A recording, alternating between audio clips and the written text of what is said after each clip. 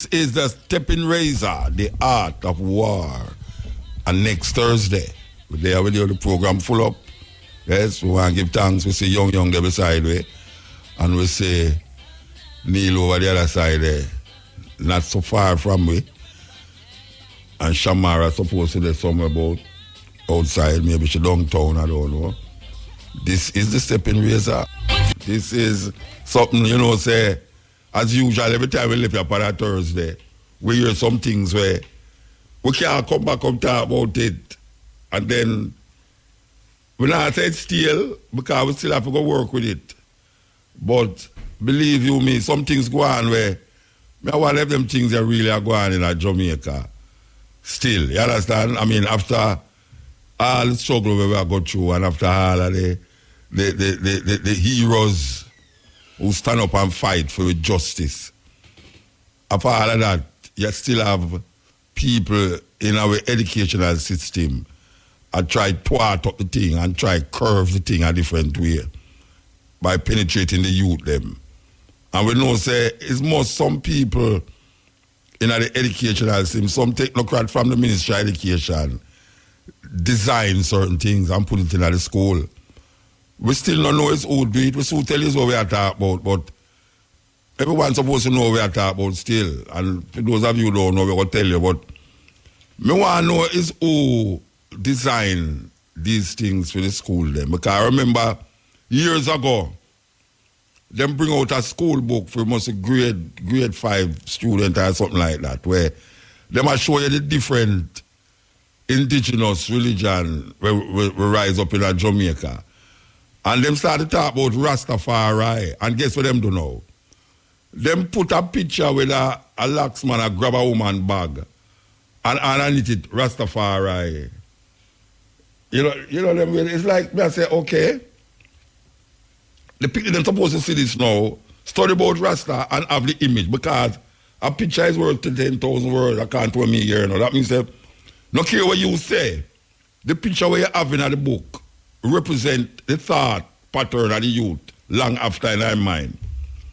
I have to call the Minister of Education at that time. I think it was a woman at the time. Was part of the ministry. She said she don't know nothing about it. She don't know about it. And I said, well, it is there. I can bring the book, come show you. It go down the line now till somebody must recognize this thing is a funny thing.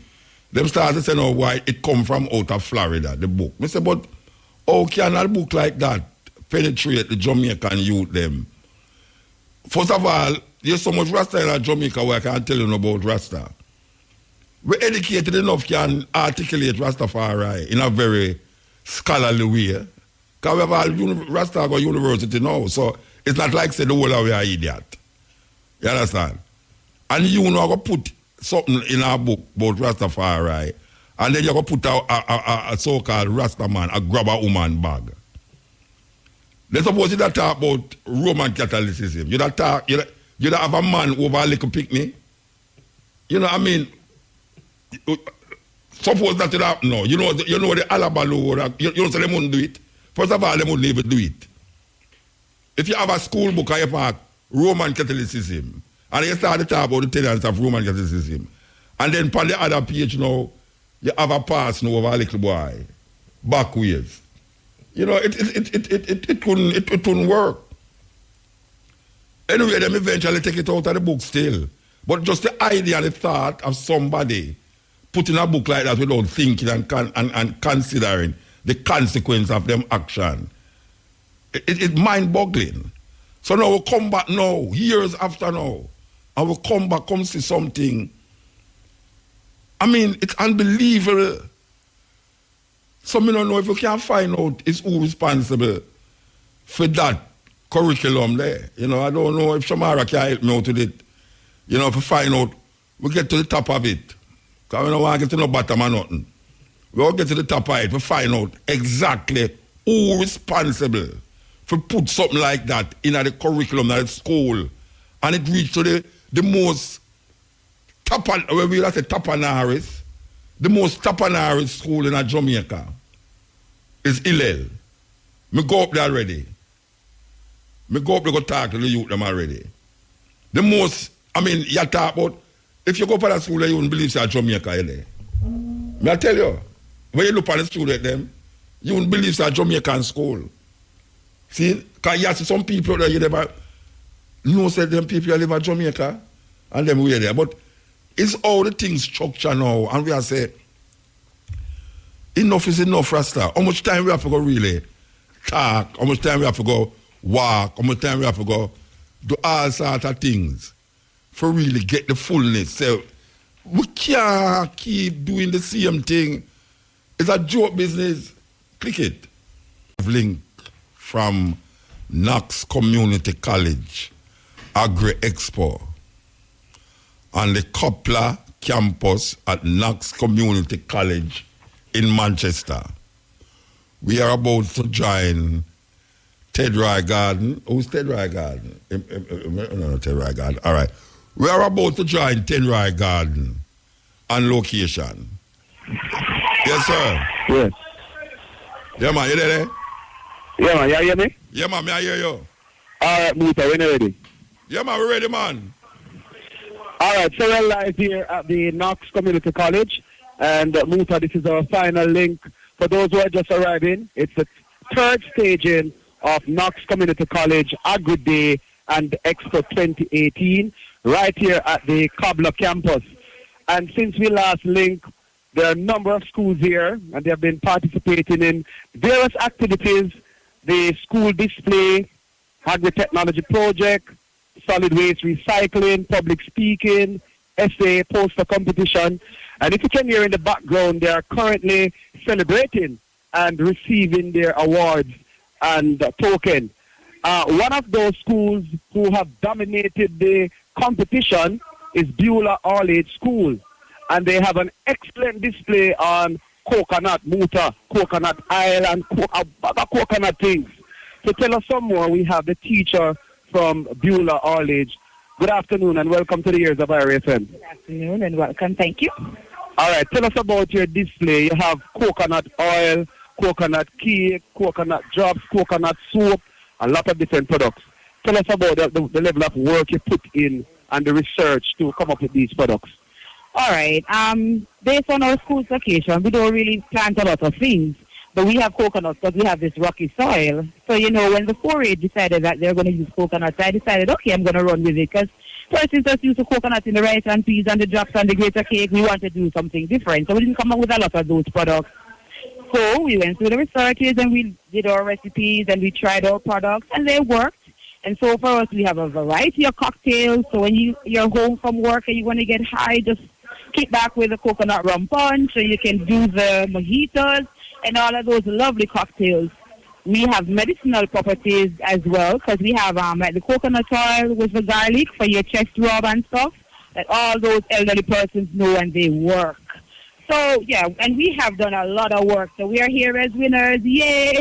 All right, I saw some of your students collecting trophies and so on. What are some of the areas you have dominated? Well, we have dominated the technology area. We have done the solid waste management, and we have done the school display. So and we also did composing and potting, so we were in that area as well. Congratulations, and keep up the good work. And I know that you're going into the national next week. Yes, for 4-H national. Ooh. All right, congratulations. Gonna top it. All right, Beulah All-Age. Now we're here with Miss Taylor, and Miss Taylor is going to tell us some more. We have a number of agencies here, such as RADA. We have the Forestry Department, and we still have a wonderful agri-technology display put on by the Knox Community College, and persons are coming over and looking at the advanced technology in agriculture. Now, Knox Community College have embarked on a project, and they're doing some research on medicinal herbs, and so we're actually walking over now to that display, Muta, to find out about the herbs and the spices and all the medicinal purpose and benefits. So we're here with Miss. I am Nurse Graham. Nurse Graham. And along with me is Kimone Ferguson and Virgil Baker. Right. All right. Tell us about the different herbs that you have here on display and how our listeners can utilize them. Okay, so on this side here we have the love bush, and it is used for back pain. If you have hair loss, you can boil it and wash your hair. Also, we have the basil. Many persons use it in their kitchen, but we have it as a method to cure diarrhea, urinary tract inflammation. That is the next issue that it is used to treat. We have busy. You didn't know, say, if your pet get poison, you can give your pet some busy? I didn't know that. I know that we normally use the busy if we are poisoned, but right. So the busy, it's good for menstrual cramps, ladies, headache. If you have any issues with your blood, purify your blood, nausea, vomiting. Also, we have the cilantro. You know cilantro? yeah. We have the cilantro. It is used to treat high levels of blood pressure. It's a good source of vitamin C, vitamin A, and it helps to maintain a healthy gut. All right, I realize you have duppy soursop, they call it noni. Yes. Tell us some more about the honey plant and the benefits that our listeners can get from that. Well, while growing up, my mom would always say, you're too fat, or basically saying that I'm overweight, so I should drain the noni and drink it. So from my perspective, I've always heard that the noni is good for weight, so you can drink it to cut the fat in your belly with lime or so, or lemon. Yeah. Right. Wow. All right. What are the herbs that you have been experimenting on that you'd like to share with our listeners today? The fever grass. The fever grass is a popular one that is good for cold, fever, and the sensimina. The sensimina. Yes, and garlic and ginger. Those are popular. All right. Mrs. Taylor, tell us what is next, because I know a lot of other institutions have done research on herbs and so forth, and then that's it. What's the next step? Packaging and labeling and marketing. Tell us what's the next step for Knox Community College. Knox Community College is forging forward, and our hope is that we will extend our herb garden and go into packaging. We actually have started. We are looking at the Rosa Maria candle, which we took to competition, and we have some sauces, ginger, and the fever grass that we are experimenting. So we are in that experimenting stage and displaying stage.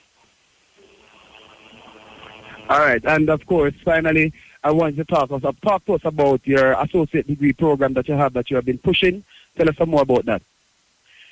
The associate degree in agriculture technology is a wonderful degree for someone who wants to become competent, or if you want to move along, you can articulate, take your credits into CASE or any other agricultural institution. But the key is that you will be self-sufficient when you have completed that degree. All right, there you have it from us, Muta. That's it from the Knox Community College Agri Day and Expo 2018 under the theme Production and Purpose Engaging Our Youth. All right, and we still have a few produce remaining for those late shoppers, so come on down and still support the farmers market. All right, so from Knox, I am Tedroy Gordon. Back to you at Master Control, Muta. Yes, sir. I know you mentioned the coconut oil and call my name like my name right on the coconut oil bottle. I should know say, yeah, man, I like the natural. So you don't like natural things? Yeah. A lot of herbs and spices there. No, may I ask them you don't like natural things? All kind of roots that tell them I need to utilize them things. All right, over back to control. Irie. Yeah, what? Give thanks. Yes, that was a live link from Knox Community College Agri Expo on the grounds of the Kabla campus at Knox Community College in Manchester. Yes, IRFM now brings you a live link from the Bureau of Standards Jamaica National Workshop, the future of healthcare. We now join Evan Hewitt at the Hilton Rose Hall Resort and Spa in Montego Bay. Yes, sir. Yes, sir. Good afternoon to you. Good afternoon to our listeners. Welcome to the Hilton Rose Hall Resort and Spa right here in beautiful Montego Bay, where we're at the Bureau of Standards Jamaica National Workshop under the headline, The Future of Healthcare, Natural Products, Medicinal Cannabis in Support of Good Health. And it's been quite a long day, but a very productive and informative day we've had so far, looking at the topics which would have been covered up to this point 75% through the day. We first looked at the greetings and remarks. Those came from the Bureau of Standards, of course, the Pan-American Standards Commission. We also had greetings from the CARICOM Regional Organization of Standards and Quality, the CROSQ. Then we had the standard-led industry that had deliberations from the ISO standardization work for shaping the future of healthcare, and also the ASTM International Supporting Innovation in Health and Medicine. We had a break. Then we went into the cannabis marketplace, the need for standards and regulations, and we had those deliberations completed up to lunchtime. After lunch now, we are into looking at Jamaica's work to regulate ganja, weed, and herb, as we name it. We just had a very long but very, very, very important and productive presentation by Ms. Annette Henry, the Director of the Licensing and Applications Cannabis Licensing Authority. We are being joined now at this point in time by Dr. Cliff Riley, the Executive Director of the Scientific Research Council. As we say, good afternoon to you, sir. How are you? Good afternoon, Evan. It's a pleasure joining you today. Yes, just basically tell us what role does the Scientific Research Council play in deliberations of this nature? Well, the Scientific Research Council plays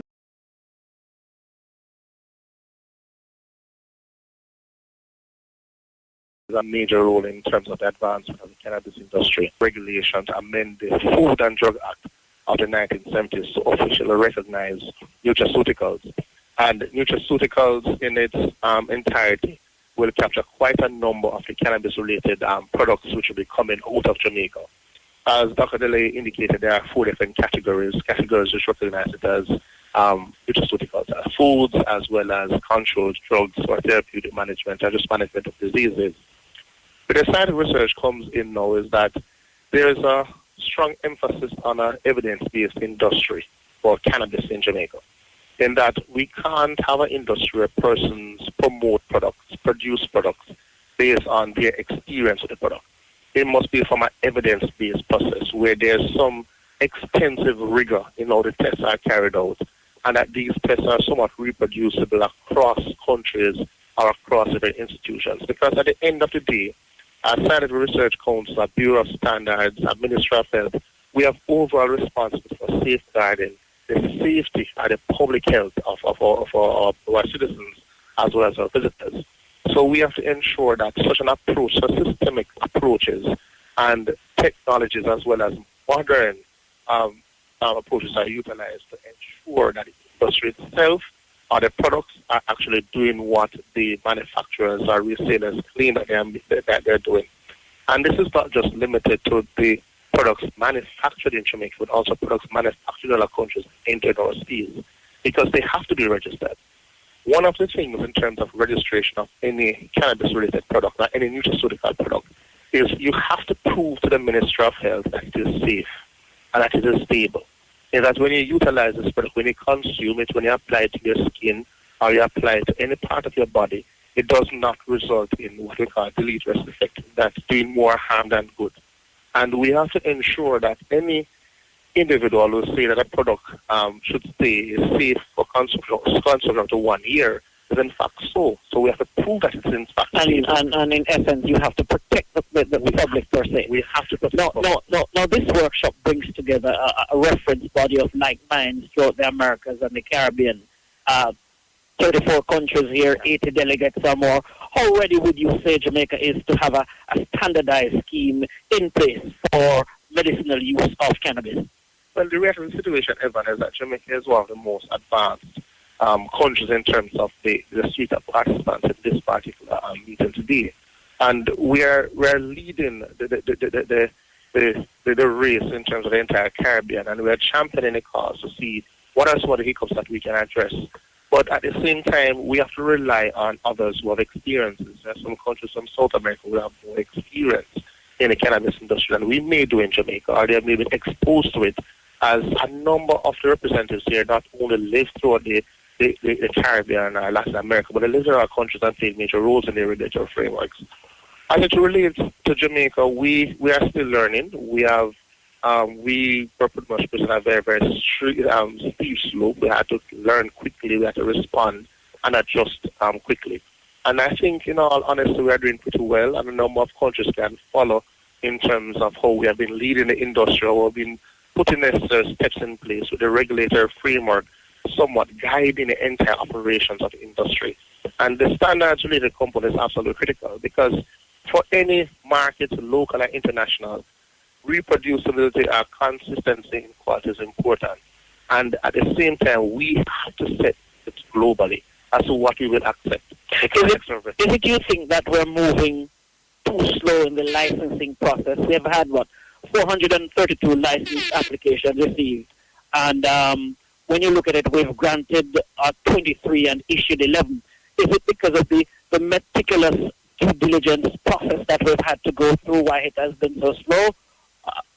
One of the things, Evan, when you look at Jamaica, you will always have this analogy about the players in the game or the fish in the pool. I think we're on the outside looking in on the pond, and we're not yet in the pond as a country. And one of the situations that we have to take into consideration there is that we have to go through more stringent approaches to make sure that we get it right, as opposed to Canada and the United States, who are members of the G7, who have a permanent position in the UN Security Council. The fact of the matter is that Jamaica is a small developing state, and we have to make sure we dot all of our I's and cross all of the T's. So it does take far longer than we would have hoped. But there are other aspects in terms of even the financial evaluations, which themselves take about 3 months. In other countries, those financial investigations are covered in weeks. So there are a number of other factors impacting on it, but we want to make sure we get it right. Wonderful. Be nice talking with you, Dr. Riley. All the best to you, and thanks for speaking with us. Thank you so much, Evan. All the very best, and thanks for having me. Yes, then. Great. So there you have it then, Dr. Riley speaking to us as it relates to this most important cannabis conference that is now taking place here at the Hilton Rose Hall Resort and Spa here in Montego Bay. Coming up later on, they'll have the research and development landscape for cannabis in Jamaica. Professor Wayne McLaughlin will speak on that. And I think at this point in time, Dr. Winston Delahaye from the cannabis unit of the Ministry of Health should be giving us his deliberation. He will be speaking on steps towards public health and safety and the role of the Ministry of Health in that process. So we'll be taking it there. Quite interesting, Muta. We just saw in Dr. Henry's presentation that persons in possession of 2 ounces or less of ganja can no longer be arrested, detained, or tried in court. However, they may be ticketed by the police. That offense no longer tracks a criminal record. That, too, is interesting. All right, sir. Give thanks. That was a live link from the Bureau of Standards, Jamaica National Workshop, the future of healthcare. It's news time.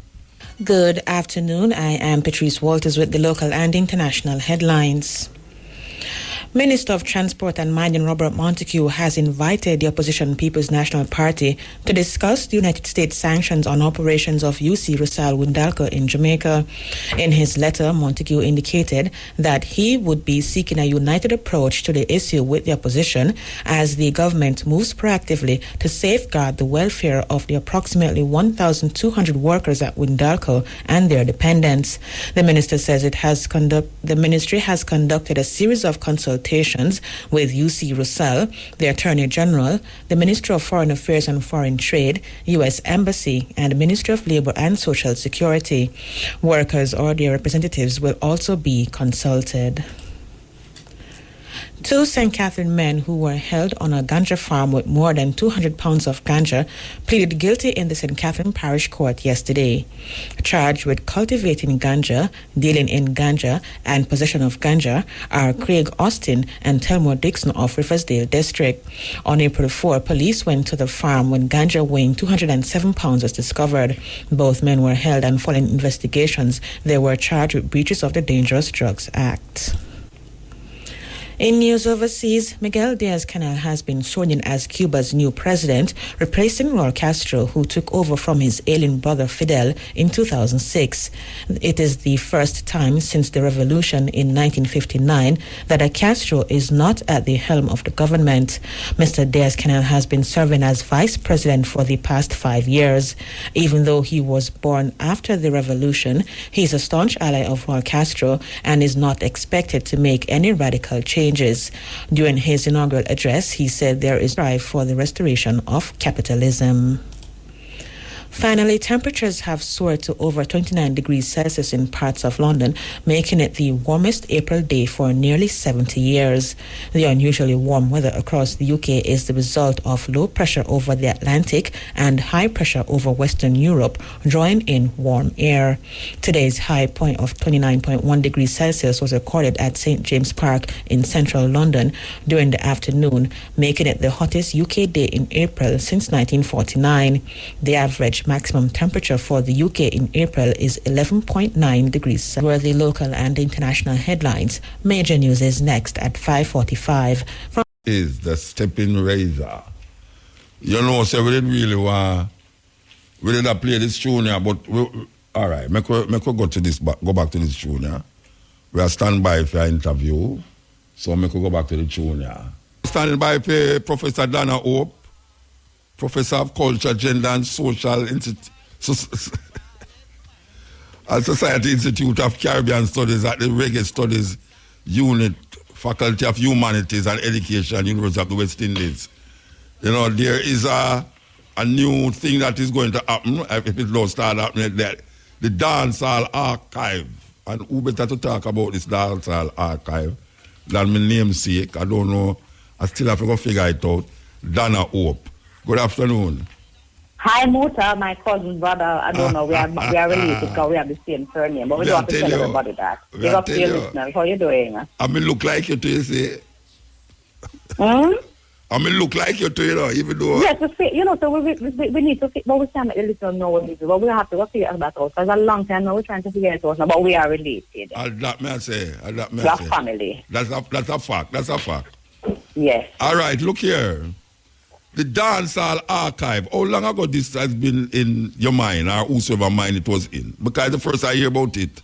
The Dancehall Archive and Research Initiative, Musa. And this is something, I've been doing work on dancehall for more than 2 decades, long time, because you know that.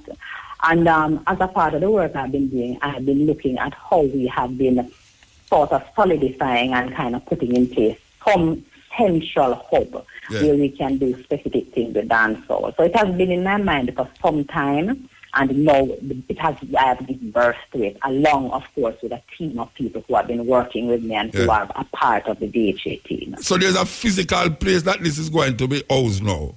Well, my work is coming out of the University of the West Indies, the Mona campus, and I am based in the Institute of Caribbean Studies, so wherever I am based, it is where it is based. But we have plans in the future to move ahead and to have a physical location, for the archive, because of course we are starting this initiative and expecting people to come on with us, because we are going to be doing many things. And we have a website up. People can look at the website, dancehallarchive.org. So we have a physical archive that we will hope to put together, because we want to not just preserve dancehall culture and preserve the knowledge of dancehall culture and disseminate it, but we also want to have some archival activities, because Muta dancehall has been around for more than 4 decades. A lot of the information is being lost. A lot of the memory around dancehall, you know, you get older, you forget things, and we have not been very good at documenting aspects of dancehall culture and other areas of our culture. All right. When we talk about the archiving of dancehall, we know that there was a time when the dancehall was a place. Today it's a genre of music. When we talk about a dancehall archive, is it relating to the coming into the dancehall genre, or is it fusing the dancehall place with the dancehall culture as it is now today as a genre? Well, what we plan to do, and if you look at our website, what we plan to do is to get involved with a series of activities that will allow us to help people to understand what dancehall culture is and to show what dancehall culture has come from. So dancehall has a history that is more than 30 years old. Many of the young people I teach are in their early 20s, late teens, haven't a clue. They don't know anything about dancehall. We can't find any information about dancehall except maybe an old newspaper article. So the archival activities, that kind of historical reflection, but also collecting of artifacts, is something that will help us to preserve the culture and help us to disseminate it so people can understand, can probably touch and feel and see things that are dancehall, things from back in the days, things from in the 80s, and also help them to understand the different components of dancehall culture, not just about artists on a stage, but the various multiple-faceted dancers, the costumes, the fashion, the kind of hype, the kind of activities, the places that were important in dancehall, some of the the kind of events that are stated away that were part of dancehall, things that are come forward and have new figures and new representation. They have a whole history behind it. Later we have done very bad at doing anything like that. All right. So we still now go delve in. I hear you mention from the 80s. Yes. All right. So the question was that there is a sense of space before the 80s that was called a dance hall, but it was all of reggae music. Place that people go dance and jump up. Yes, it was that. It was that. But that is a different discussion. We have that's why I asked you. All your people used to go dance is different from dancehall culture. Yeah, that's why I asked you. A physical place where people go jump up and dance. The genre and the culture takes that name. Yeah, that's what I was asking you. But that is a different something. That is people go one hall go dance. That's a different something. Dancehall people tend to go. No, dancehall people alone them go dance. No, I'm not disputing it. I'm just saying if it's just a genre of music you're talking about. We're talking about the genre of music, and we're talking about that the give way music to a culture. As a genre, but it's also a big cultural kind of thing. Have a lot of things to it. Yes, man, that's what we're talking about, Mota. Yeah, but I'm trying to get it clear to the people because you some people who say when you say dancehall, you have some group of people who say dancehall was a place. And you have the next group who say dancehall is a genre of music. So we're trying to make it clear that you're not talking about the dancehall space as it was before the 80s. You're talking about the genre of music that give right to a culture. That is what we're talking about. And therefore, all the different things inside of that genre and the culture that is found from the 80s coming forward. It's a long time. Yeah, it's that me I talk about. All right, so the space now is supposed to do what? Supposed to invite people there to research. Anybody want to know anything about what was the music in the 80s, how the music changed, the artists them? It's from the 80s now. You can come there now and delve into materials. They already coming here in a motor. Let me explain this to you and the listeners. People in my work for the last 15 or so years, people have been coming to Jamaica from Europe mainly, and from North America and from Japan and elsewhere, not just to come and stand up in a dancehall party and wind up and walk naked as people like to talk, but to write theses, to do a lot of research, a lot of masters and PhD theses have been written, and they have been coming here. They come and talk to me, and other people are working in the academic and the research part. So they have been coming in a very informal way. We have to work with them. Some of them come and I am supervising their theses, and then they go back to Europe and they are becoming experts on dancehall culture. So there's a big movement already, more than 10 years old, about 15 or 20 years. People outside of Jamaica have been doing research and dancehall, and there are books that I know are coming out. Some of them are working with people. So that has already been happening. What this dancehall archive and research initiative will do is to have a more formalized structure so that people will work with us. And also with Jamaica, we have to encourage people who are here to start to do some work. Economy of dancehall. Nobody has done a study on all the dancehall economy works out. All these people make money. What are the networks? They don't have anything.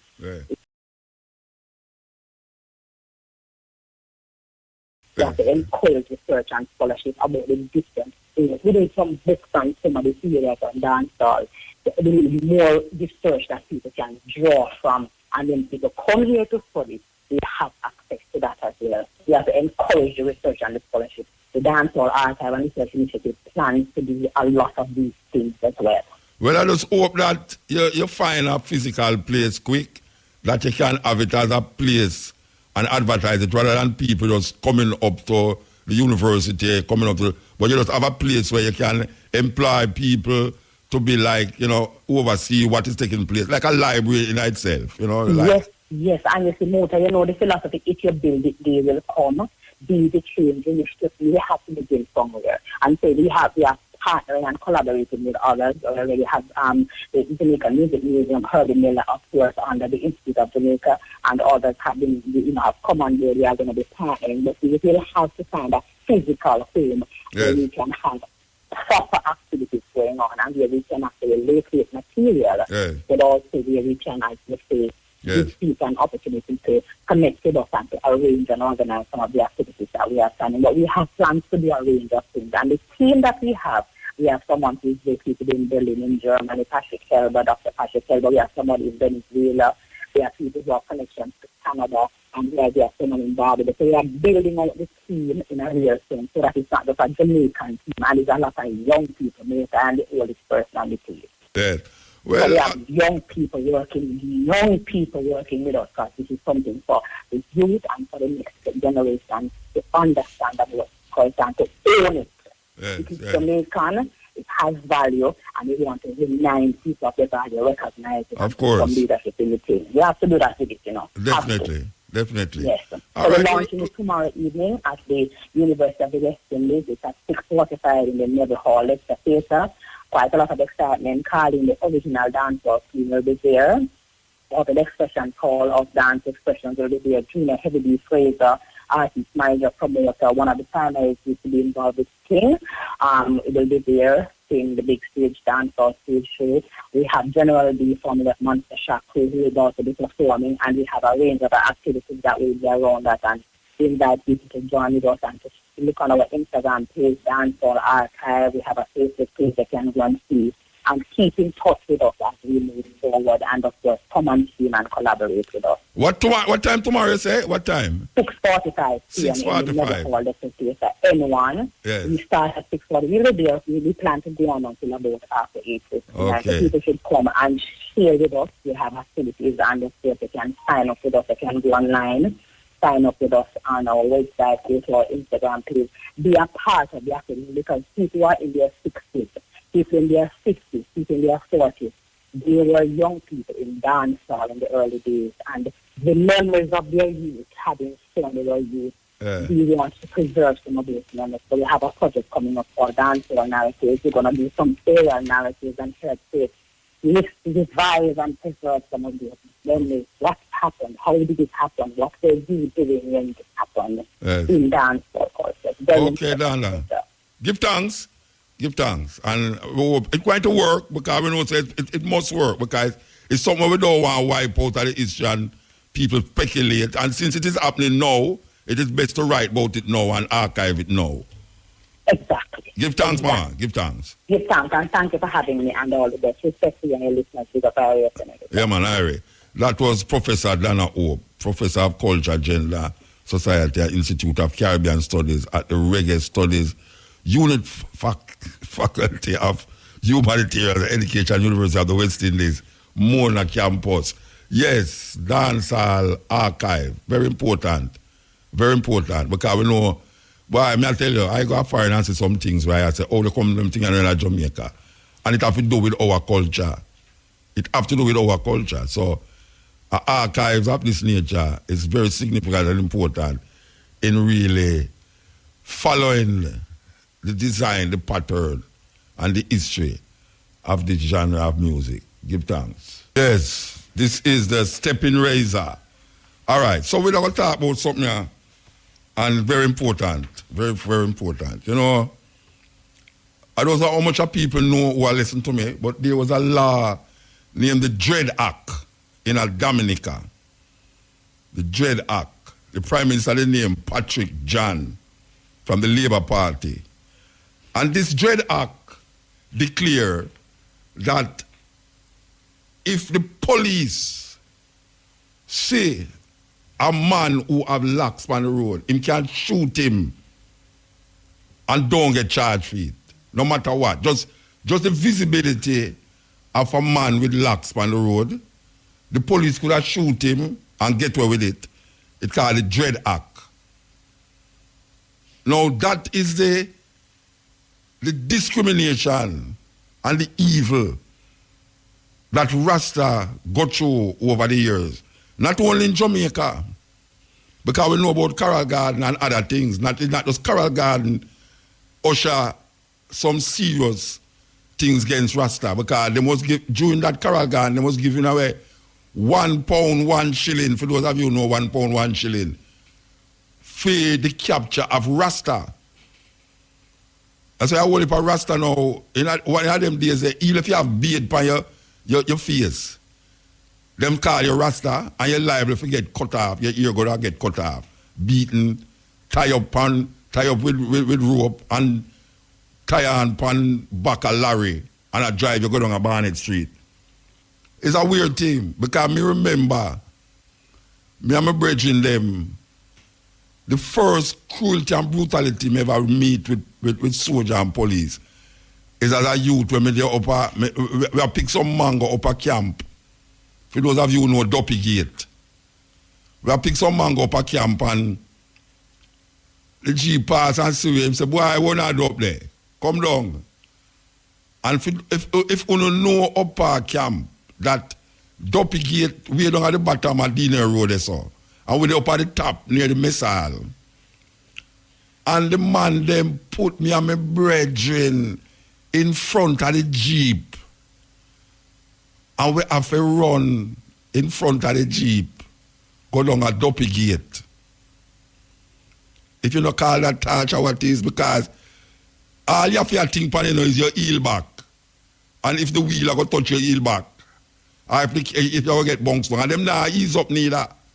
Them now slow down at one pace, them a drive the car, the Jeep, and you have to just run till you reach there.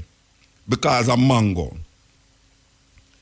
Me have brethren where people me I talk about, not police, hold my brethren and take buckle and cut off him locks. That is the kind of persecution a Rasta go through. And it spread all over the Caribbean. And as we said, the Dominica one was a terrible one, where I think I was about 20 Rasta get shot. That time Rasta never so popular in the Caribbean. For those who was Rasta because of reggae music, put them there in the 70s. Them hear Bob Marley and all them things, they make them go turn Rasta and them things. But the whole Rastafari liberty and culture wasn't so pronounced outside of Jamaica. But just to look at the Rasta man, that's why they call it dreadlocks, because it looked too terrible. Jamaican people, Caribbean people couldn't realize but a man here really looks, it's when to him here, a cow dung him put in him here. Now people want to talk about us that twist up. No, the reason why I say that is that say persecution can't last forever. And we have struggled over the years to say that because of our persistence in pushing forward and moving forward, a lot of people now recognize a whole heap of things where and it's saying. Now people come and recognize it's set for go.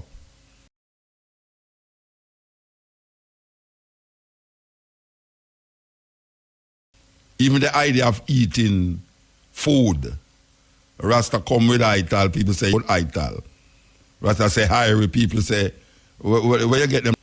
When you say you not eat salt and you not eat sugar, people cuss you and go on like say, yeah, you're so drop down and dead. Now we see a whole heap of people are drop down and dead because they might eat too much sugar and eat too much salt. No. We say this week, which is a major thing, this week in Antigua, the Prime Minister the Prime Minister of Antigua came out publicly and apologized to the Rastafari community. Publicly apologized to the Rastafari community. Because over the years, the atrocity and the degrading of the Rastafari community because of these herbs now is seen as something vital and important both for medicine and for the economical development of black people in the Caribbean and so. So we want to play the Prime Minister of Antigua and Barbuda, apologizing to the Rastafari community. Hi, this is Gaston Brown, Prime Minister of Antigua and Barbuda. The prohibition of cannabis less than 100 years ago was prompted not by altruistic motives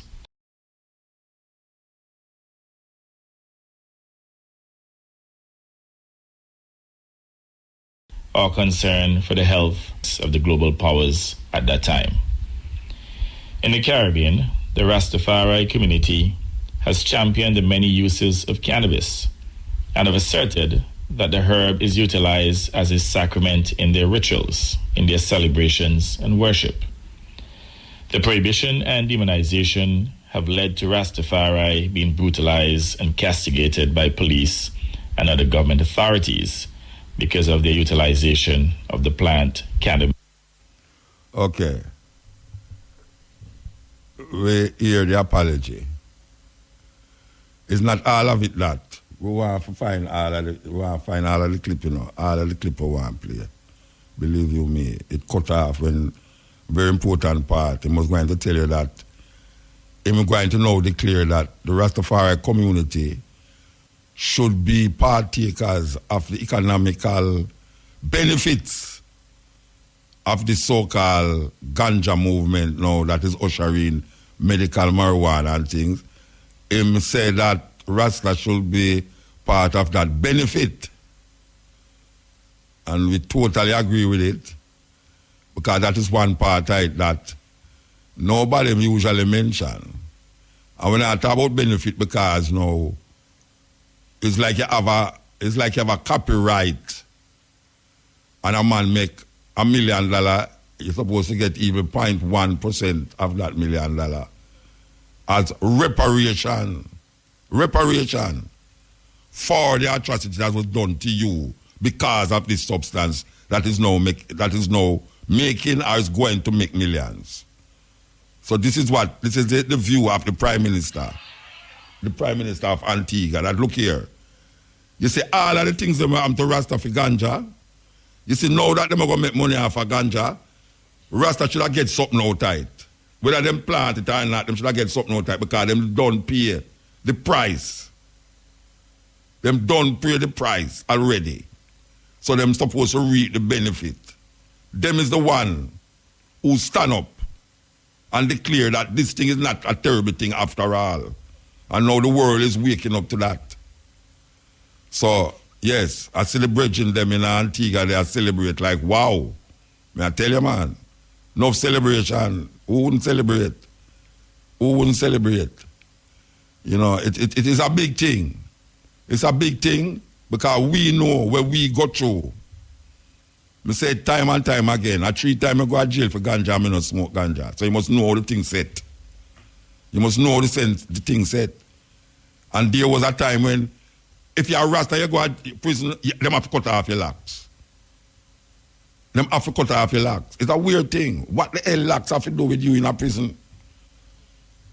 I'm a brethren going there and end that. We are told that them lock up Miguel in a prison. And from Miguel going there, and the thing get a lick, because the struggle for that freedom and liberation, that your locks represent something valuable and more important than just here upon your head. Our locks is not weave where you go buy. We're made in China. It's something we grow through nature and through the natural process of how nature grow people here.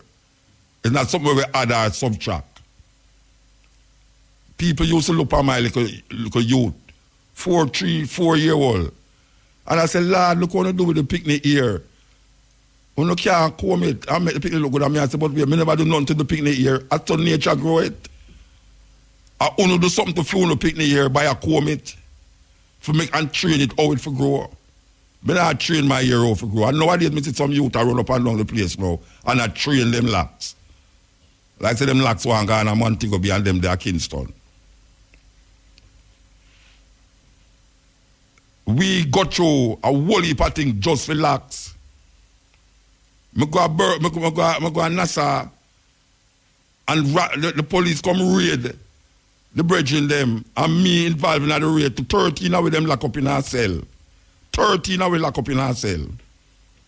And every man in there will have locks. I could hear the ball in the man them outside of the cell. When I see the man them come out, they made ball at my bottom. I don't know where them shape the man them with. And I me now, them take out of the cell. And I kid you not. Them take me out of the cell and carry me going to the room with the policeman have the scissors in his hand. And the man with him khaki clothes and him little cane and say, so they are, just like how the NASA people them talk, so they allow you to come on the plane like this. The man took out my passport, this when I'm looking there, and him see the amount of press, the amount of visa them, especially the American visa. And them ask me, where me down here for, which part me stay? And me tell them about one hotel where not even them ever go in yet. The man just ease back. Got me and say, I swear to you, me feel like some would have dead inside the top of my locks. And man that say, boy, but Muta just ear it can't grow back. Well, me never feel so that day there. Me never feel so I just ear that so it can't grow back. The only thing supposed to take off my ear off of my head is disease. It's only disease supposed to take off my ear off of my head. But me not think a man should have hold me down and cut off my locks. He might kill me. And me don't care where a man wants to say, but your ear can't grow back. It's not, my things gone past ear. My ear like a man that say, but I'm cut off my foot. And I know my foot now will grow back. No matter how much prayers and how much miracle workers when I see them Indian man on TV and pass and talk about heal this and heal that, it can't make your foot grow back. When you see my ear come like my foot, even though I know say it can't grow back, me with dead feet. I tell a man that up front, me with dead for my locks. Because so much things, because of growing it, me come to understand about myself and about life around me. That it really would be some serious thing. I tell you, man. I'm married, I forgot. I tell you. You see, I'll Peter touch, how them hold on Peter touch, and beat it until him almost dead. Almost dead. Well, I saw it go. Anyway, we give thanks for no such reach a stage now where, yes, a policeman will defend a Rasta man now. Yes, policeman will defend a Rasta man on the road. You know, see it because him knows say really, we don't really mean to be problems, but we know that the system corrupt and it's designed to fight against African people and black people. And we have to stand up and defend our rights and justice. Simple. So now we see Rasta can walk with him ganja and smoke him spliff as him want, and drive in him car and smoke. Policeman stop me on the highway, before the highway, the other highway them called Patterson Highway. And when him stop me car, him there, and I smell up Mr. Boy Muta. Why your car smell of the thing, man? I say, what a wicked. Me look at you as a brethren, you're wicked, you know, Rasta. Me don't smoke earth. Me don't allow nobody to come in my car and smoke the earth. You smell ganja in my car. He said, so you never had a ganja in your car? I said, no, brethren, I never had a ganja in my car. I know the people like you about the place, that's why I don't drive with it. Him laugh. So you can see all the thing going on. I tell you, man. Because I know the only thing Rasta used to go to jail for, a bad word and ganja. That's the only thing. Because me all design bad word. Me have some design of bad word, you know. I tell you. I go to jail for bad word, I realize bad word because, you know, Right in a sentence, you know. Right in a sentence, we say Blombart. And him psychologically, him thinking, he might hear the bad word, you know. I don't know that me say Blombart. And when me got the court, me left back from Kingston and come down here, you know. And when me go to the court and the man say, the judge say, all right, so tell me what did you say? I said, well, sir, I said, Blombart. Him said, then that's what he carry here for? I said, yes, officer, yes, sir, that's what he carry. I said, so leave the court, man. It's okay. Go, you can go. So me have design a bad one. Me have some design a bad one. You are here when they put on tour and lick some design a bad one. Anyway. Well, while telling that the hour between 3 and 4 is brought to you by Digicel. Visit digiceltopup.com or the My Digicel app to buy a bundle today. Family abroad can send you a Digicel bundle with data and talk. Click it. Yes, Steppin Razor. The hour between 3 and 4 is brought to you by Digicel. Visit digiceltopup.com or the My Digicel app to buy a bundle today. Family abroad can send you a Digicel bundle with data and talk. Digicel. Okay. We want to connect to our next lady here, but we're not going to connect to her now. But we want to stand by. We can't leave out the road business. We have to talk about road. Yeah, it's part of the program, this road. This road part is brought to you by Young. Young God? All right. Look here now. We like how them try fix the road and widen the road. We see Constant Spring Road become a hazard, you know, because them widen the road and thing. And we hope say when them don't widen the road, it will ease the traffic jam up when they right up there. So especially when I go home my evening time. Why yell up DJ Wayne. DJ Wayne carry me home when me left here, carry me home till me reach my yard. Him play my kind of music them. After me reach home, me lock him off. Because him knows me reach home and him start to deal with the arms house thing and with I work with the arms house. And DJ, you know what me I talk about. All right, look here now. We say Ocherius. We want to tell me, I say, Mia, you're going good. We see the ease up, the traffic ease up. The congestion, what would it say? On the main street there, main road there. We see it kind of ease up and we hope it continue. We hope it's not just now it's going to work, but it's going to continue that way there. I still ask, the party already didn't measure off. Link more down to Sandcastle there, so. What the hell, after a year, it pull along the mesh now. Them pull along the mesh. Me not see what them do to the road, what take so long for do. Believe you me not see what them do to the road, what take so long for do. I mean, me see them move the mesh. But me I look and say, all right, so what is it that is taking so long for them to do? I mean, the time versus the type of work with them do, me still can't figure it out. I don't know if the money get short. But now we see the road open up, we give thanks for that. We give thanks that the congestion not so tight again from the clock go down there, so. We drive through there and it gets smooth. So we want to yell up the mayor. What's his name again? Bell Davis. We want to yell up Bell Davis.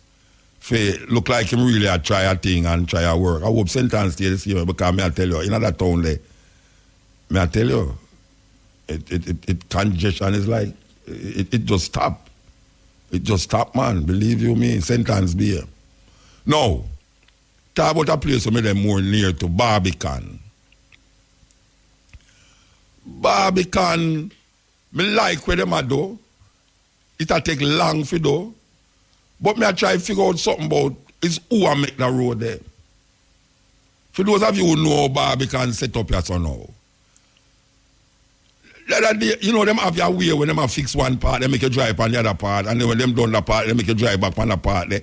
Me I try to figure out if it's not a shuffle business because by the time them don't fix the part and they make you drive over there, so. By the time you don't drive over there, so over here, so look like it dig up again, you know, you have to drive back over there, so. And them have to fix back over there, so where them used to make you drive over there, so. And me I said, no, this thing come like a catch it should be business.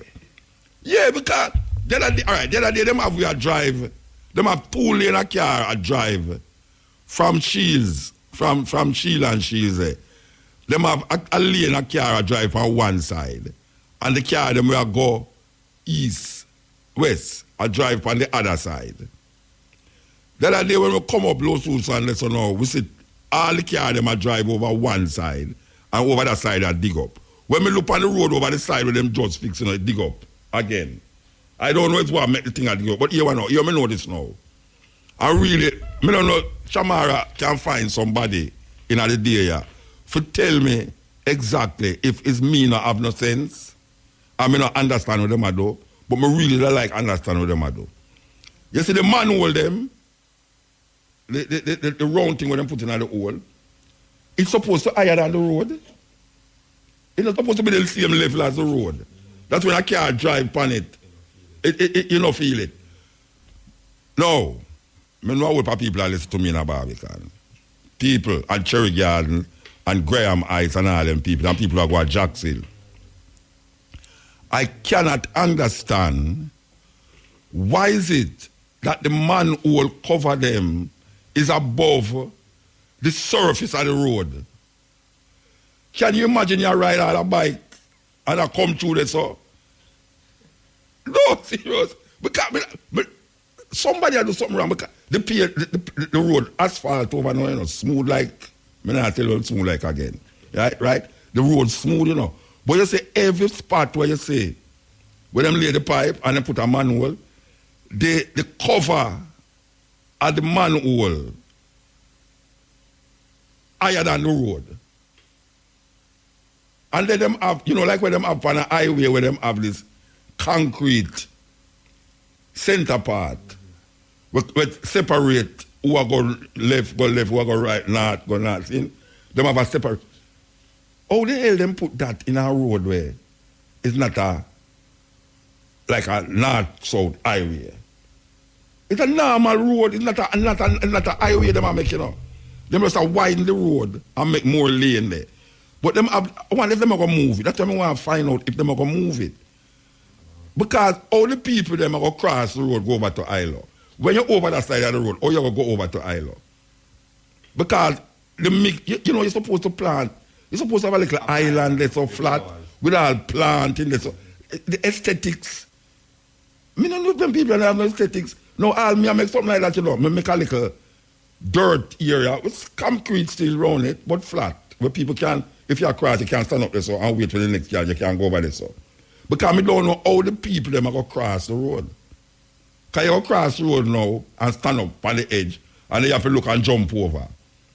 What if Shamara walk over there? How she going to jump over? She can't jump over. She can't lift up her foot. What? Your foot long? That don't mean you can't lift it up. It's a craziness. Me like the idea, you know. Me see what them do. I don't understand what them do. Me see what them do, but me don't understand it. So me don't know if somebody can call me and tell me exactly if me really, Muta, you don't have no, you're very naive to our road bill. So shut your mouth. That's all. Me want somebody to tell me that. Muta, shut your mouth. You don't understand what the man them do. Shut your mouth. Well, I tell you the truth. When my eyes see, right at this moment is where me I look on and me drive on the road. Me say the manhole them, the cover them higher than the road them.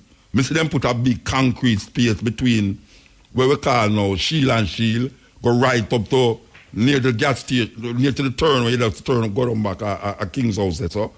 Them have this big piece in the middle of the road. And them lick out the hey, I want to things them I do, and I say, but wait. The thing get crazy and mix up. It get crazy and mix up.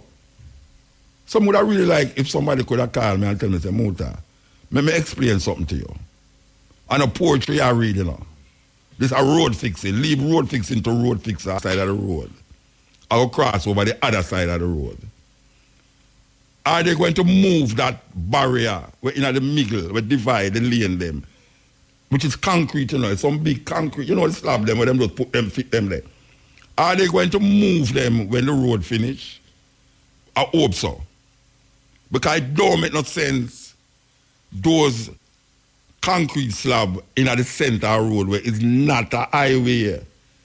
It's a normal road. We're going to branch off to different places. Jacks Hill, Barbican, King's House. You understand? All of these places, it's branch off. So you don't need...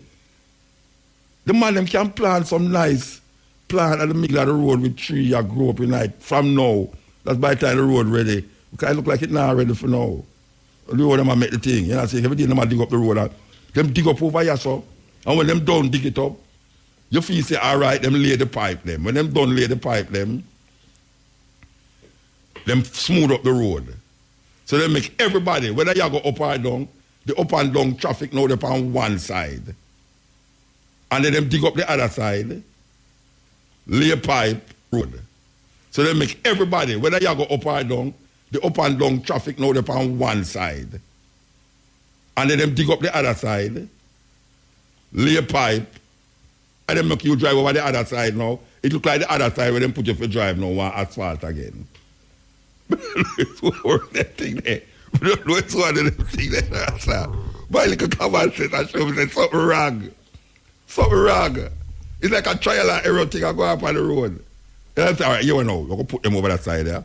And then by the time we don't fix that, everything's supposed to happen. But guess what? The way the road them set up now, you know, it's like rain a fall, breeze a blow. You understand? And no chicken now run upon the road. Appear all big car and this and that run upon the road. Therefore, the road going to dig up. Because we see them lick down the church wall there, you know. And they have to fix up by the people, them church wall. You understand? But so wait for the next rain come to say if the church are going to move next. So, I don't know. It's just an observation because I drive through this all the while. More than 3 times a week, I drive through this. And I observe the thing and I say, something wrong.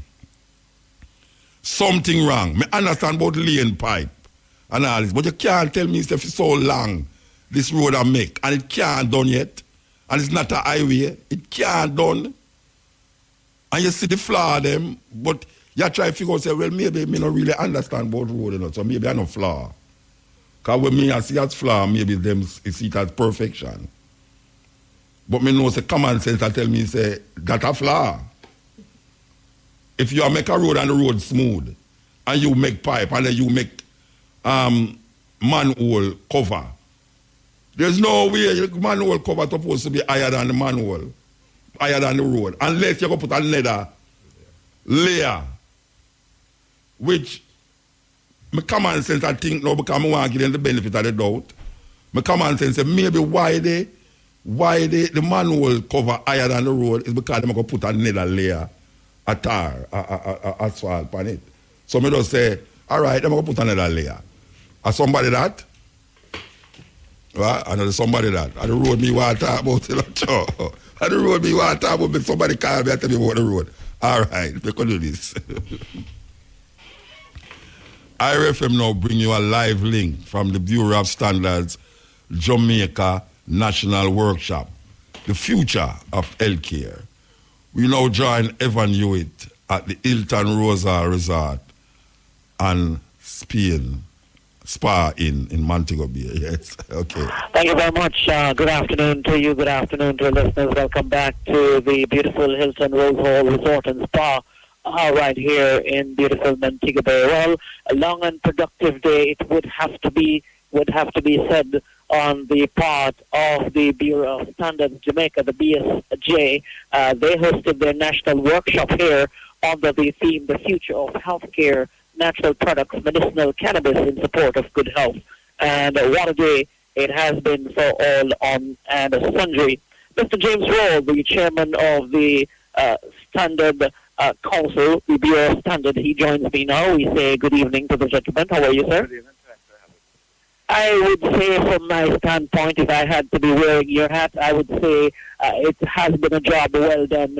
I am pleased, but you, seeing it through different eyes, might have other ideas. How has the day gone? It has gone very well, in fact. As you know, this is one day in a 5-day program that we have, and we had attended an organization called COPAN, which is the Pan American Standards Commission. And we started on Sunday, and we have highlighted one day, which is today, for the discussion of the efforts we're making to get cannabis going as a commercial and medical. The attendance has been wonderful. The attentiveness to the deliberations and discussions would have to be A1, and you would get a 100% for that based on what I observed here today. And so I would have to say great things have been accomplished from these deliberations and discussions. Where conference of this nature, though? With respect to cannabis? Yes. Well, as you know, in recent times, in recent years, there's been a lot of move to legalize the use of cannabis for medical purposes. In fact, Jamaica came on the scene with that just a year and a half ago. Countries such as Canada made cannabis for medical application legal 2001. In countries such as Israel, it is at about that vintage as well. So there's a growing body of knowledge which says that this particular plant takes with it, has in it, medical components that can be useful medically. Analgesic properties, anti-analgesic properties, anti-inflammatory properties, all sorts of properties. And as you know, the government established in Jamaica the Cannabis Licensing Authority with the view of getting the cannabis industry going. So today, what we've been talking about, and we got a lot of information exchanges from our international partners, are what standards should we apply to these products? What are the standards that we should have in place to guide the cultivation, the growing, the reaping, the extraction, the formulation, the prescription of these products? We've seen a lot of deliberations from countries far more advanced in the field of medicinal cannabis. Countries like Canada gave very clear-cut and indecisive deliberations as to how they proceed with their program. What is the move from here onwards for us? Your standard? That's exactly what we're trying. And why the Canadians here, they're especially invited. Work along. Work through COPAN, which is the Regional Standards Organization. We work through and with the ISO. We work with ASTM, that is developing standards. And so during this day, we have been exchanging the concepts, views, experiences, and we rely on them, and they rely on us because we collaborate on establishing standards. Please bear in mind that what we're trying to do is establish international standards. That's why the international organizations are here too.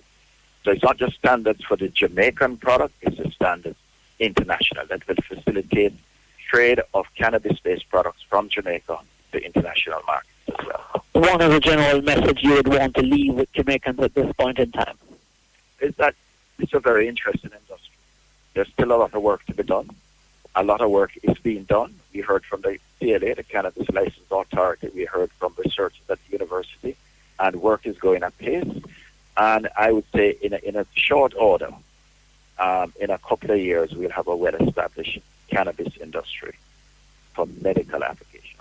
Great conference, great being here, and great talking with you. It's a long day, and we're towards the end of the day.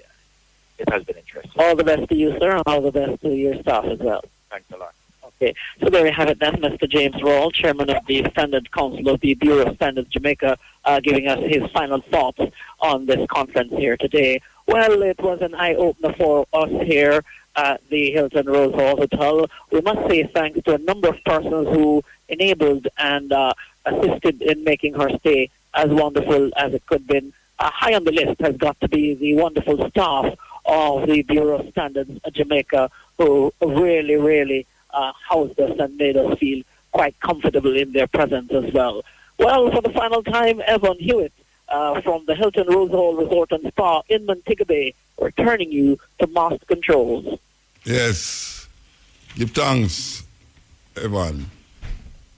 That was a live link from the Bureau of Standards Jamaica National Workshop, the future of healthcare. The very important thing, this healthcare. You know, we consider what is happening down at Montego Bay.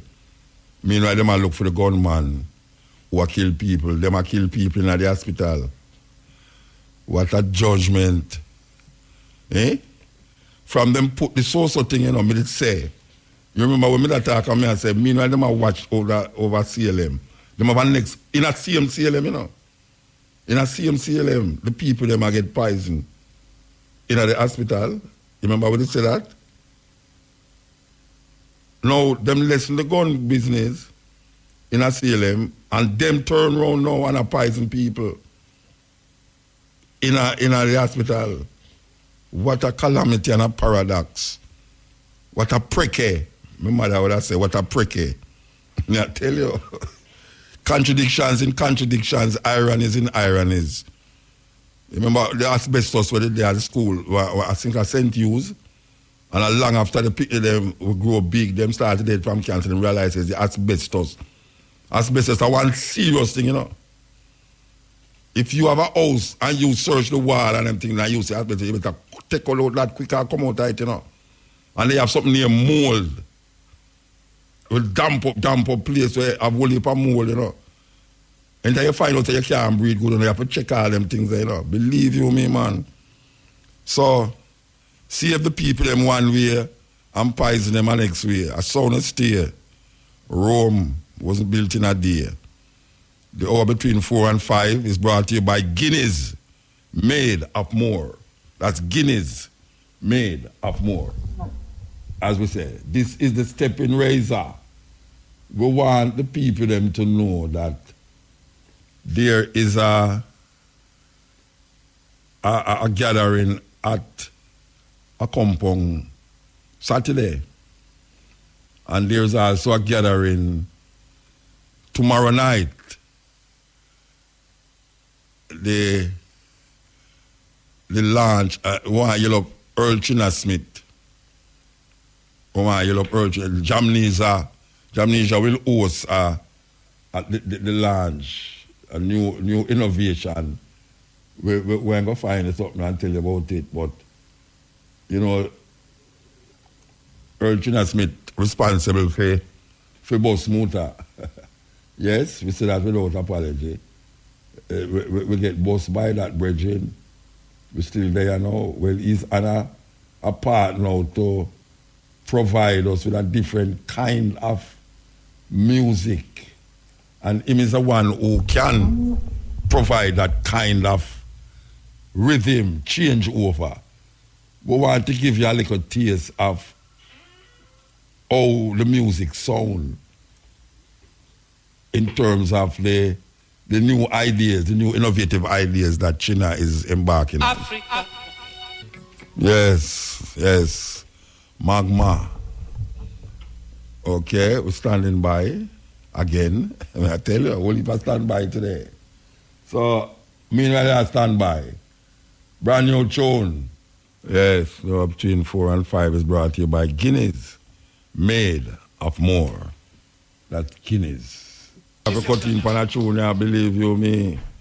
I have a cut in for a tune. We have Betty Ann on the phone, yeah? Good afternoon. Hi, good afternoon, Muta. How are you? I am totally okay. Now yes, that I hear your voice. Thank you. Happy to hear that.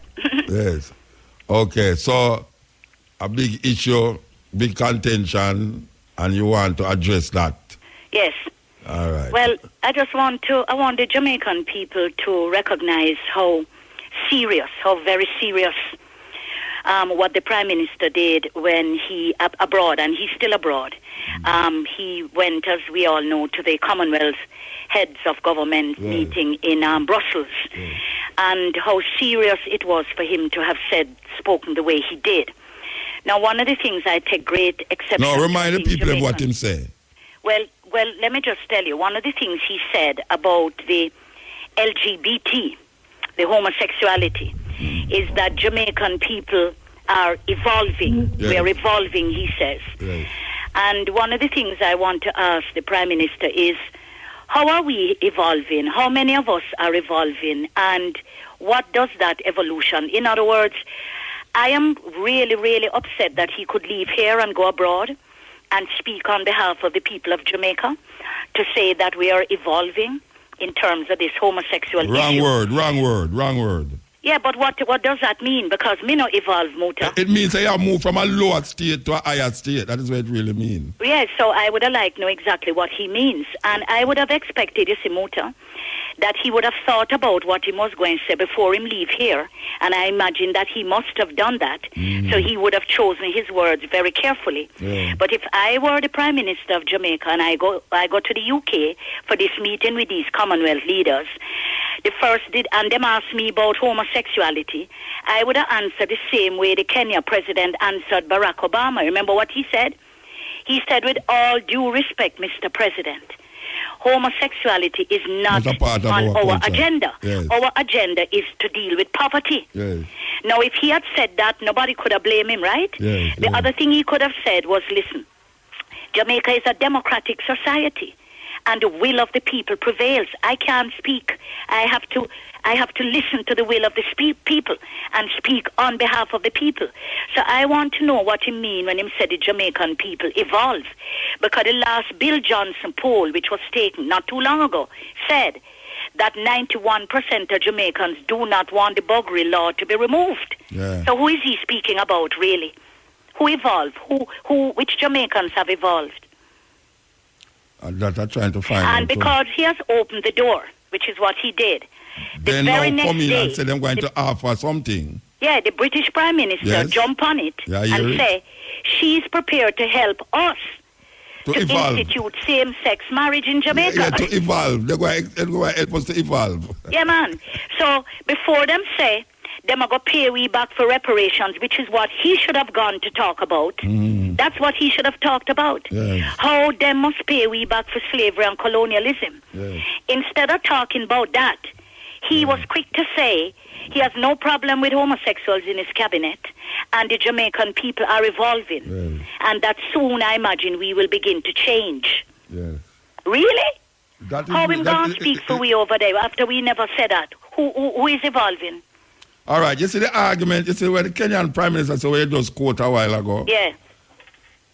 It cannot leave room for interpretation, nor really leave room to say you're fighting. That's right. Yeah, you know, him now make a statement where them is now offering help because of what him say. Because he has opened the door. Yes, yes. What he has done is ease the door open, so them just come through. Yes. And them come through now for say, them we help we with same-sex marriage. Imagine that. Yes. And he should know because he's no fool. And he's aware of what's happening. This homosexual agenda, which is a political movement. Yes. It is an aggressive political movement. Yes. It is a slippery slope, as you know. Yes. Because once you remove the buggery law, you know, the next thing is same-sex marriage. Yes. And the next thing is comprehensive sexual education for children, which is what now they're institutionalizing all across Europe, America, Canada, everywhere. Yes. Where the little children as young as kindergarten, which is 5 years old, in their countries, are now being educated about anal sex, oral sex, masturbation, and worst of all, that you can choose whichever gender you want to be. Yeah. Really? You're teaching 5-year-olds.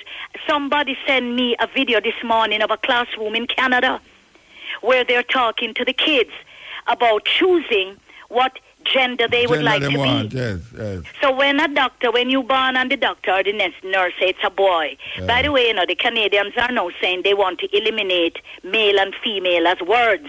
Yes. So you don't refer to nobody as male or female. I guess you refer to them as persons. Yes. Well, let me tell you, you see, this kind of craziness, we in Jamaica not following back of that. Yes, yes. Well, Mama, I hear your growls and I will heap of Jamaican share it. But we have to move now. Time for the music news.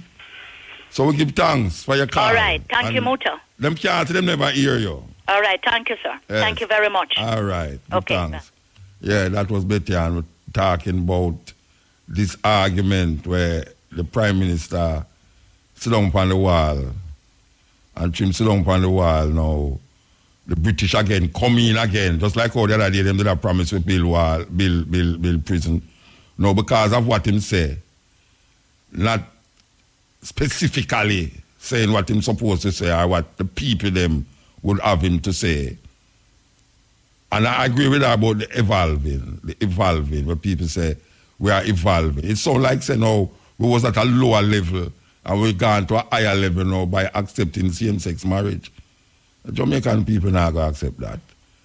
We have to start to evolve. And that's what we have to work out. Anyway, this is the Steppin Razor. DJ Beenie Man has come forward to address rumors of his death. Dancehall fans were sent into a frenzy earlier this week after rumors started circulating that the veteran dancehall DJ was shot and killed. Late Tuesday evening, a rumor which allegedly started from a website surfaced and instantly went viral on social media, claiming the veteran dancehall entertainer was murdered in Kingston. Beenie Man and his team has since refuted the rumors. On Wednesday night, the king of the dancehall made fun of the rumors, saying he is now, and I quote, Casper the Friendly Ghost, end quote. In the video that was uploaded to his Instagram story on the entertainer's page, the entertainer had this to say. Zaga, this is Casper the Friendly Ghost. Yeah, I'm here. Yes, I'm dead today. Okay, alright. I'm still here. Today is the 18th, does it? 2018? Yeah, I am still here, alive and well. The DJ and his management team has sent a desist letter to the website that made the false publication. Just recently, entertainer Popcorn was upset with the king of the dancehall for comments he allegedly made on video, which was uploaded to social media. Father culture, tell woman if you put on them clothes, believe you. You see the woman them a walk on road, you know. Trust me, I don't know whether if them wear that on the road, I want to know where them wear go to them bed. Maybe them know we're not go to them bed still. But really and truly, it's a serious thing I go on. Where the woman them look on the road, you know. Woman I go have gowns in a panty and brassiere. And the only thing them have on over the panty and brassiere is this mesh thing. Where look like them a fish. But I tell you, we have evolved. Tell you, young girl, put on your clothes. Man, say nobody, you know, say in a certain Islamic country, the woman can't show her hand. Serious thing. Not even her hand. You have certain places in Nigeria, man. I'm a virgin, I walk on one road in Abidjan, in Abidjan, in Lagos, in Nigeria. And we see about 4 tents come up the road, like igloo. Well, them a walk come up the road, and I say, is what that? When we really check it, it's some woman, and them a tell me, say, in a black culture there, the woman can't show no part of her. Believe you me. And you know, some of them women, if you talk to them have a reason for you, because sometimes you actually feel, say, them really feel submissive and subjugated to a certain culture. But some of them actually accept it as a normal way for go. That's a serious thing. So we say we're good for the goose. The gander might not accept it. But we really say I go on to Jamaica now. It's not, I mean, me not a religious man. I mean a righteous. I mean a credence to people who talk about them will seek perfection, because I don't know what that is. But really and truly, my eyes and my thoughts tell me, say, the way how me see things are going in the road, on the road, you know, in the dance hall, how the woman them look on the road, you know. No, sir. Nothing can go so. Because there was a time when you talk about go-go club and certain style and certain fashion is for go-go club. Now the woman them take the go-go club style, take the fashion and bring it on the road. It's like how you see everybody wear tear-up clothes now. It's like, okay, all right. At what point in our life will you decide, say, we should have tear up the clothes and wear it on the road? Yet still the man who can't afford it and dip on the road and walk in a tear up clothes, people look at him and say, go and move fire. And I run him because him clothes look away. So what we're going to do next? Rub mud all over with flesh and skin? Or go down a river and city, go stand up and go a party after and say style and fashion? Because look at the people them with the meat now. Meat was supposed to dump. When the truck carry the meat, them go down a Riverton City. You have people down there will take up back them rotten meat and go back to the market, go sell it. So you don't know what is happening. Because after them done cut up the meat there, you know, and mince it up in the machine and call it mince meat and put it in a patty, you know. Whole heap of seasoning and curry powder and all them things upon it and call it patty. Because that is, most of the time, that is what patty is, you know. Patty is half pound of pork, half pound of beef, half pound of steak, and them have the machine where just grind it up and call it mince meat. Because them sell mince meat separate too, you know. Where you get a laugh at? You get where you laugh at? You never go in a supermarket and see that the price them say mince meat. Where do you think mince meat is? You think of one kind of meat? It's where them left. It's when them have cut up the meat and say, them want a pound of meat. And you say pound of meat, and them have quarter pound left. Them have a place where them put that. Them say pound of pork, and you want pound of pork, and them say a pound and a half it meat, and nobody now come in to come buy half pound of pork. Them don't show that with the cow. You want goat, pound of this, and you throw that in there. And then them put it in the machine and mince it. So people who make patty, a whole heap of time, buy mince meat to make patty. Because you don't want to buy a patty and a bone sticking in your throat. You want to just flow with the patty vibes. You understand? It's not like you eat chicken and rice, or chicken back, or chicken bottom, or chicken leg. You understand? It's nice mince meat. So you have some man that out him not eat pork, you know. Trust me. You see them mince up meat there at the party. So it's so it go. It's so it go. It's a normal thing and a weird thing. Them not see it as weird. It's a different meat. Them put up and put at the machine. Never see a mince meat machine yet. Them not put it in there. Mince pork, mince beef, mince hog, mince tail, mince that. And a man will say, boy, I go buy 2 patty for me down the road now. And you go buy, you see, all the dread I eat up the patty and him say, oh, hey, me not eat pork in a rasta. And I cuss all a little ball tail. Him say the ball tail I eat feed pork, but I say, me not eat pork in a meal. Him they just stuff along the pork in them face. So, it's a serious thing. Serious thing. And that comes see him like the dressing. See him like how people dress now. People dress because of fashion, not because of style. There's a difference between style and fashion. Style, when you dress, and most people supposed to dress like that, most people who have sense and character, them dress according to them character. That's what you call style. You have a certain style, a certain flair, because of your character. Some people dress because of fashion. This is what trending. So them just wear everything just like everybody else. Them not have no character. You know, see it? And that is really where I go on now. People dress because of fashion, not because of style. So right now, you can automatically tell a man by how him look, you know. Sometimes you remember first time them say you can't judge a person by their appearance. Right now, if you see a man bleach, you can't tell him to do this. You can't tell him to do that. You see, if you see a woman walk down the road with her what them call it, panty and her brassiere, and you see her ear out of her one and her eyelash out of her, you can't tell exactly her behavior. You can't tell her that she's the woman who will look on her picnic and tell the picnic same thing like which will take the father. She's the woman where she will cuss you from here to over there, so. Because she just according to fashion. She can't afford it, you know. Most of them can't afford it because them can't pay this, them can't pay that, them can't pay that. But you see the fashion, them have to make a statement. And the statement is not for them unique statement. The statement is where everybody else do. So when you walk down the road, you see everybody in the same looking ass ear, Chinese, made in China, made in India ear. And everybody says, I feel them things that, you know, I mean, that is fashion. You have people, when they go out, them dress according to them feeling and, you know, see, not because you go there so now, you say, boy, right now, me can't wear this, you know, because everybody out there have on tear-up pants. So me want a tear-up pants too. Me can't go there with my natural, you know, because everybody have on weave, so me have to wear weave too. No. A person of style and character. Dress according to them character.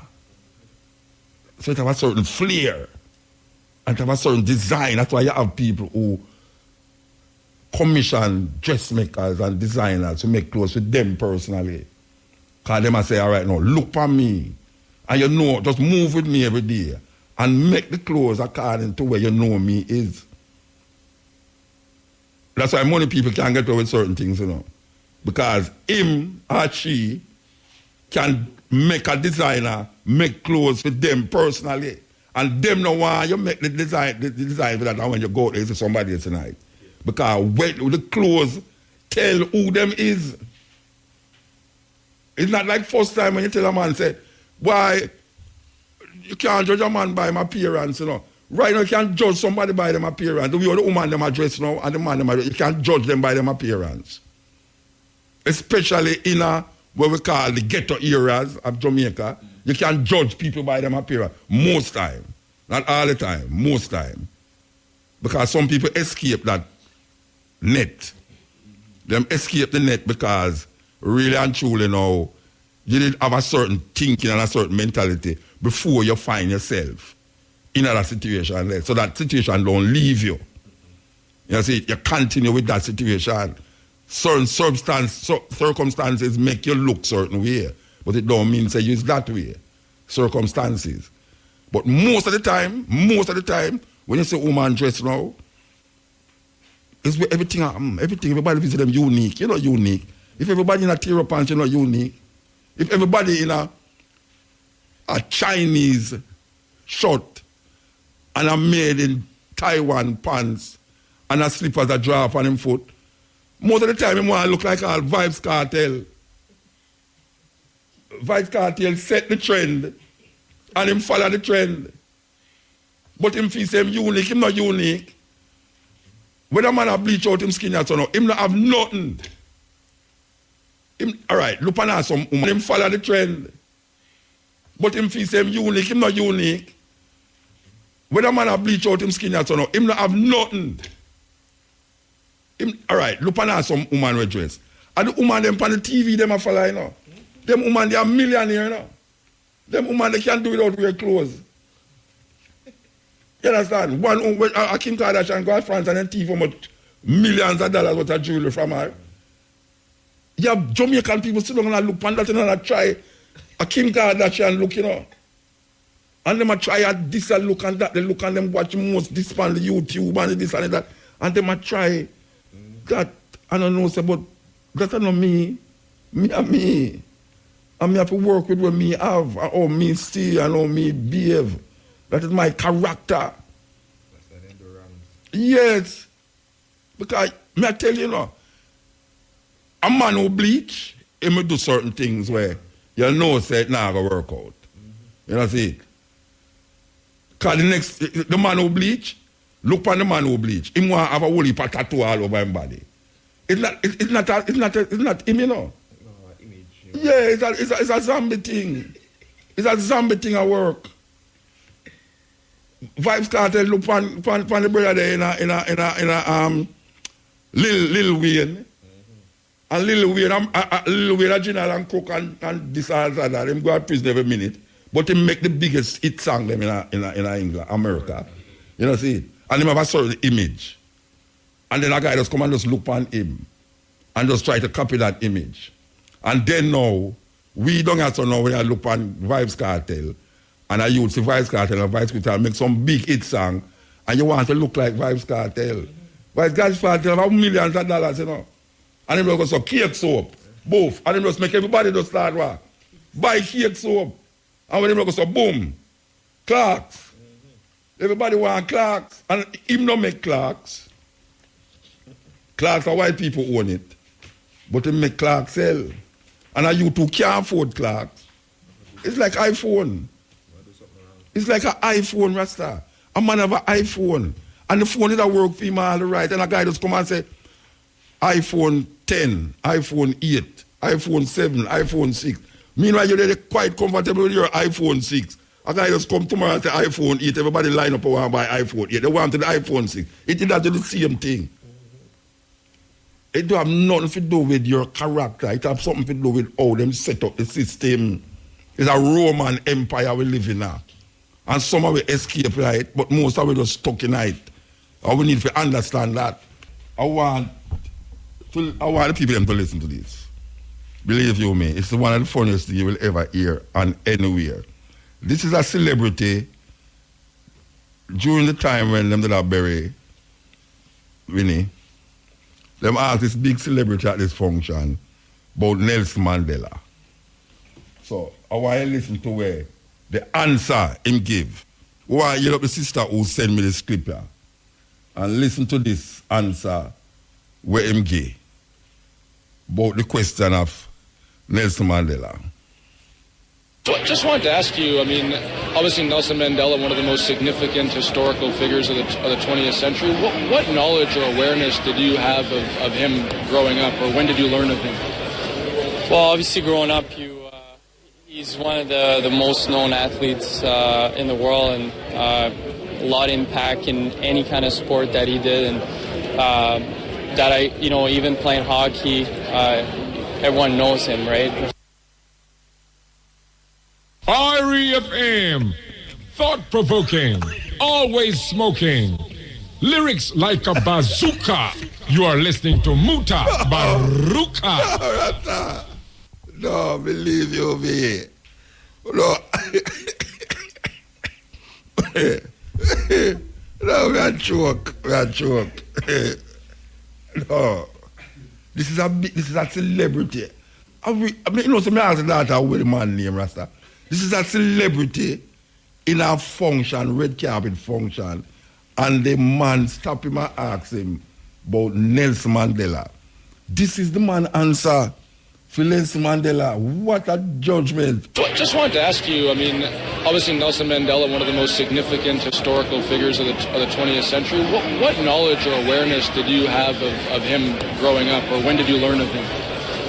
Well, obviously growing up, he's one of the most known athletes in the world, and a lot of impact in any kind of sport that he did, and that even playing hockey, everyone knows him, right? Boy, may I tell you, it's amazing. Nelson Mandela is like Jesus Christ when it comes on to how people view him, especially the white world. And you ask a man about Nelson Mandela, him look like an actor to me too, you know. And the man said Nelson Mandela is a great hockey player. I tell you know, I mean, yes, Papa, ignorance. But then again, I mean, really, maybe if somebody asks about him, maybe if somebody asks me about him, but I wouldn't answer that. But I don't say, boy, I don't know how that, you know. I don't know how that. Anyway, you know, last week, you know, we started a little thing named Click the Clip at this hours of the day. And we played something last week, and may I tell you, say, the amount of people will call me and say, Muta, you see that little clip the way you play, me ask you, beg you, play it back for me Thursday, you know. So sometimes you do things and you don't know the effect where it have. That's why we have to keep doing what we are doing, you know, because sometimes it miss someone and somebody else. Somebody say, you hear the clip where Muta Baruka played the other day. I have asked him to play it again, make you hear it, you know. Very inspirational, and we're going to play it again. We call this Click the Clip. Truer words were never spoken. The less you associate with some people, the more your life will improve. Anytime you tolerate mediocrity in others, it increases your mediocrity. An important attribute in successful people is their impatience with negative thinking and negative acting people. As you grow, your associates will change. Some of your friends will not want you to go on. They will want you to stay where they are. Friends that don't help you climb will want you to crawl. Your friends will stretch your vision or choke your dream. Those that don't increase you will eventually decrease you. Consider this. Never receive counsel from unproductive people.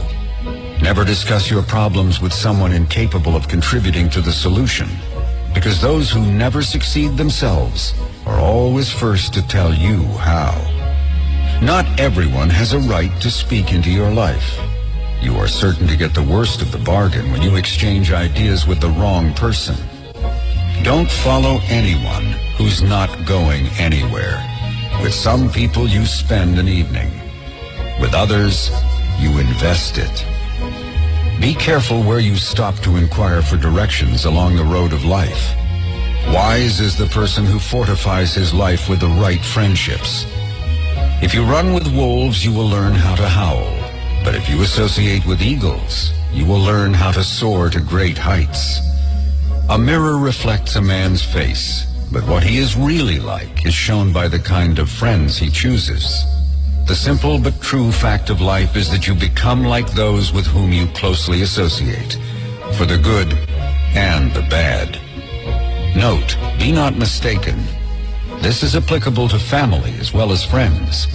Yes, do love, appreciate, and be thankful for your family, for they will always be your family, no matter what. Just know that they are human first, and though they are family to you, they may be a friend to someone else and will fit somewhere in the criteria above. In prosperity, our friends know us. In adversity, we know our friends.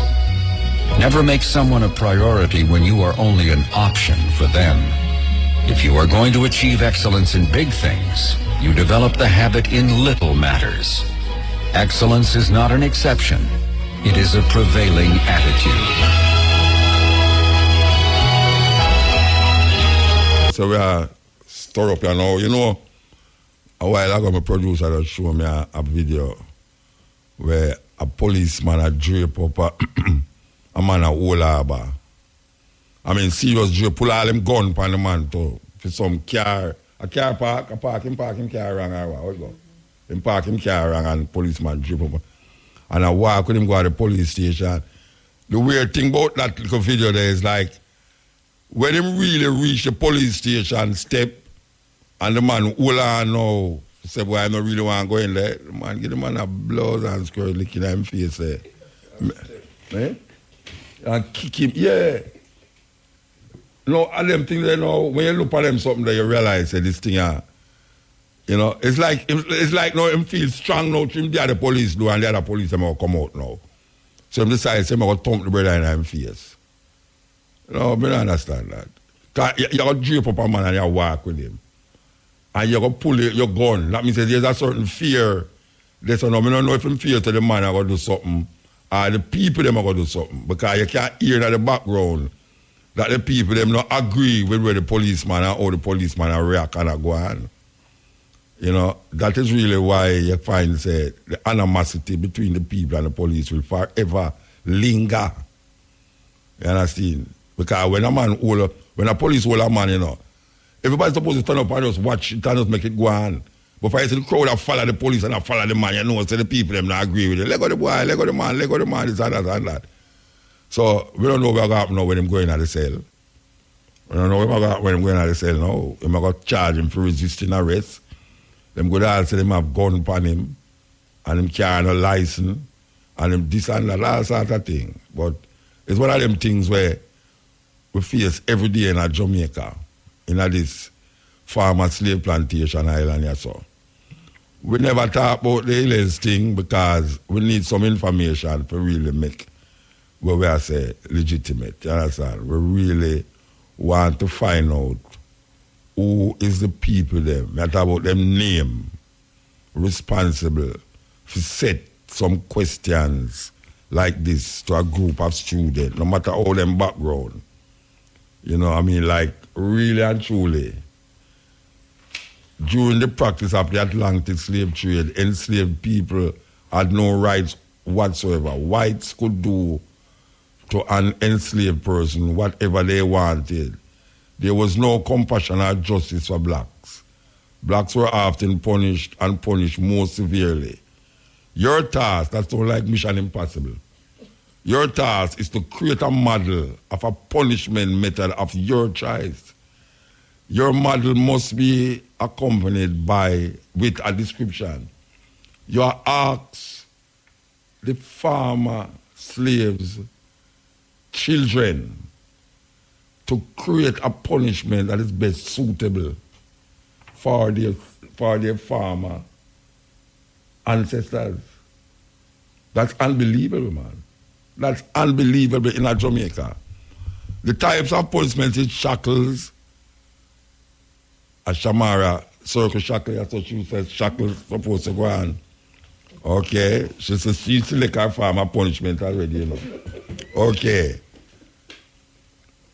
Hey, you know, say, I go to Africa the other day and me love go for look for things, and I tell you, a man draw some shackles and chain where you put on your neck and put on your foot. Rusty like what? I come back to Jamaica and I tell you, say, every time I look on that thing there, you know, it's like tears come on me, you know. For no say, my ancestors did a walk around with that chain on them for because me I try to lift up the thing and it's so heavy. Much less for them a walk on it day in, day out. Believe you me, what all woman give me a slave whip, you know. I mean look on the whip, you know, me I say, can you imagine a man tie me up, tear off my shirt, I tear off my mother's shirt, or my sister's shirt, or my girlfriend's shirt, and tie her up and start to beat her and give her 100 lashes? Can you imagine you go to school and you is the ancestral legacy of the people them who was enslaved, and your teacher put something in front of you to say, you must create. Yeah, you must create a level of punishment. And them say the description must include, but it's not limited to the name of the punishment method, how it worked, was imposed, and you give different marks to it. Wow. And this is happening in Jamaica at this time in our history. Your opinion, one justification for the enslavement of African people was their lack of civility. Discuss your chosen punishment type as a demonstration of European civility. Wow. Really, really terrible, man. But we're going to continue with this, you know. We're not let it go. We're not letting it go. When everybody go and let it go, we not let it go. Because we have to find out more things about this thing here. Right, in a half a tree.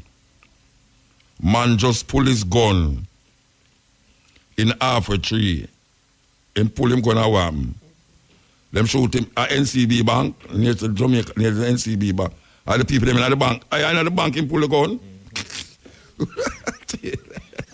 This is funny. Wait there. Oh, at the camera, at the security camera pick him up. So where the man that will pick where? Yeah, me know at the security camera. You see this thing I name camera and video thing, man just whoa, what a child. Shall grab up my phone. Where I take my phone out of my hand for? Shall grab the other part out of me. No, really and truly, that just happening in Alpha Tree. Newsroom, when you see that video in the newsroom, where a man pull him gun in the NCB Bank Alpha Tree, may I tell you. Anyway, you know, we give thanks to the moment, give thanks to the time, give thanks to the energy. Who's outside this one? Black Princess. Mm-hmm. Black Princess, how you do? All right, give thanks.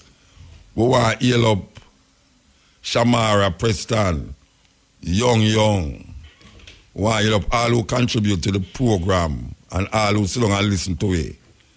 We want to heal up me hungry who make sure say, well, we're not really hungry, even though it's me hungry.